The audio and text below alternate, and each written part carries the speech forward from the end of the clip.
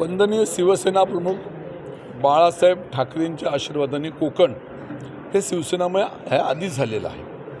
निवडणुका लोकसभा, विधानसभा, जिल्हा परिषद, पंचायत समिती, ग्रामपंचायत, नगरपालिका ह्या प्रत्येक निवडणुकीमध्ये शिवसेनेचं वर्चस्व तुम्ही लोकांनी पाहिलेलं आहे आणि म्हणून शिवसेना इथल्या कोकणवासियांना काय नवीन नाही आहे।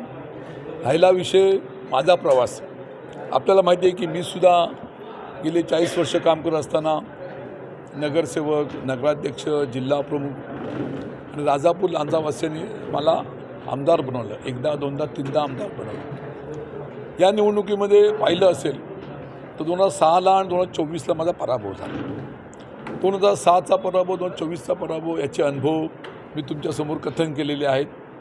आज नवीन पहाट घेऊन आपण हे कामाला सुरुवात केलेली आहे।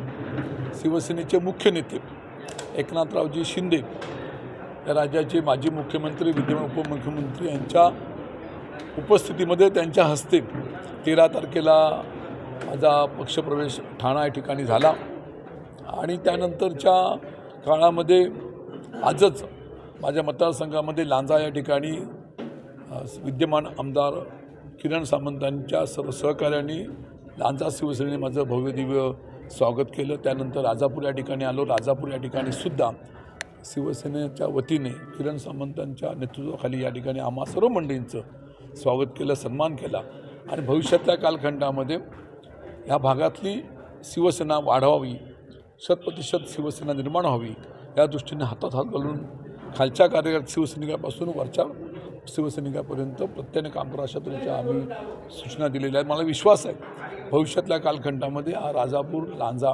साखरपा असेल, पर्यायाने हा संपूर्ण जिल्हा, पर्यायाने हा कोकण हे शिवसेनामुळेच तुम्हाला पाहायला मिळेल अशा तऱ्हेच्या मी या ठिकाणी अपेक्षा व्यक्त केलेल्या आहेत। भयाशेठ असं म्हणाले होते की साहेबांचे आणि आमचे समाजसेवांचे जुने संबंध, घरगुती संबंध, म्हणजे इच्छा व्यक्त केली होती की मी खासदार व्हावं, साहेबांनी राजापूरला आमदार व्हावं आणि म्हणजे सरांनी रत्नागिरीतून आमदार व्हावं अशी मी बोललो होतो, पण असं घडलं नाही। माझा जन्म रत्नागिरी शहरामध्ये, सामंत कुटुंब पाली या ठिकाणी, व्यवसायानिमित्त ते नक्कीच संपूर्ण जिल्ह्यामध्ये, शहरामध्ये असायचे आणि तेव्हापासूनचे आमचे सामंत आणि साळवींचं घरगुती नातं। पण राजकारणामध्ये आपल्याला माहिती आहे भाऊ असं समोर एकमेकांच्या विरोधामध्ये उभे राहतात आणि त्यांची इच्छा होती खासदार व्हायची, पण शिंदेसाहेबांनी त्याविषयी सांगितलं, आपल्याला आठवत असेल, तो योग्य वेळ योग यावा लागतो।